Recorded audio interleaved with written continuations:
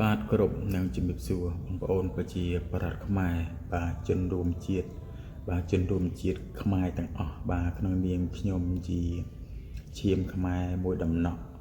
តែកំពុងតែរស់នៅក្នុងទឹកដីកម្ពុជាសម្បល់សម្បល់សម្បល់គឺ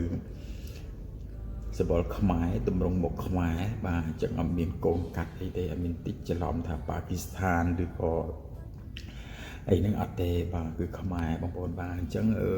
ចង់ជំរាបជូនបងប្អូនថាអ្វីដែលខ្ញុំរៀនបានអំពីព្រឹត្តិការណ៍សង្គមកន្លងមកដែរប្រទេសជិតខាងបានធ្វើការឈ្លានពានមកកាន់ប្រទេសជាតិរបស់យើងទី1នោះគឺឈឺចាប់បាទឈឺចាប់ក្នុងនាមយើងជាខ្មែរ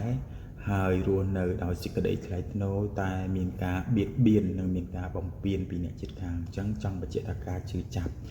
ចឹងការជឿចាប់របស់ខ្ញុំអាចជួយឲ្យបានក្រៅតែពីការខិតខំបណ្ដុះនៅឆន្ទៈស្នេហាជាតិឲ្យកាន់តែតាន់ឲ្យកាន់តែមាំជាងមុនតាមរយៈការពង្រឹងសមត្ថភាពនិងចំណេះជំនាញដែលមាននាពេលបច្ចុប្បន្ន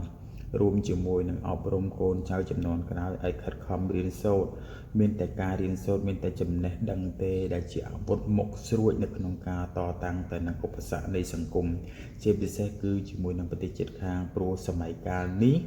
គឺប្រទេសគេក៏កាន់តែអភិវឌ្ឍកាន់តែខ្ពស់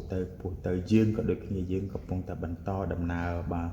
ទៅរកភាពរីកចម្រើនទៅតាមបច្ចេកវិទ្យាស្របនឹងសម័យកាលនេះគឺរដ្ឋាភិបាល Digital អញ្ចឹងក្នុងនាមយើងជាយុវជនចំនួនក្រោយគួរតែពង្រឹងចំណេះជំនាញផ្នែក Digital ឲ្យកាន់តែខ្លាំងអ្វីដែលតែពិសេសនោះគឺយកចិត្តទុកដាក់លើការរៀនសូត្រឲ្យបានហ្មត់ចត់បាទព្រោះដូចជំរាបពីខាងដើមអញ្ចឹងចំណេះជំនាញគឺពិតជាសំខាន់និងពិតជាអាវុធដ៏មុតស្រួចនៅក្នុងការត្រៀមទុកថ្ងៃអនាគតអញ្ចឹងបងប្អូនបាទអញ្ចឹងក៏សូមសំណូមពរក៏ដូចជាលើកទឹកចិត្តឲ្យយុវជនបាទខិតខំរៀនសូត្របាទរៀនជំនាញអីក៏បានដែរឲ្យតែចេះប្រកបបាទឲ្យតែចេះប្រកបគឺពិតជាដូចលោកពីចាស់លោកពោលថា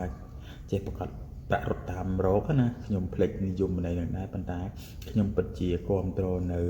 ទស្សនៈបែបនេះព្រោះពិតជាពួកខ្ញុំគឺជាមនុស្សម្នាក់ដែលឆ្លងកាត់ការរៀនសូត្រមួយដែរហើយខ្ញុំក៏មិនមែនជាកើតចេញពីគ្រួសារដែលមានជីវភាពធូរធារហើយនឹងប្រសើរដែរគូកាយថាគ្រួសារកម្រិតមធ្យម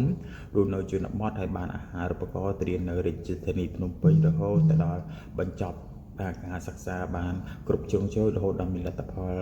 ការងារដូចថ្ងៃនេះអញ្ចឹងមានន័យថាខ្ញុំទទួលស្គាល់ថាចំណេះវិជ្ជា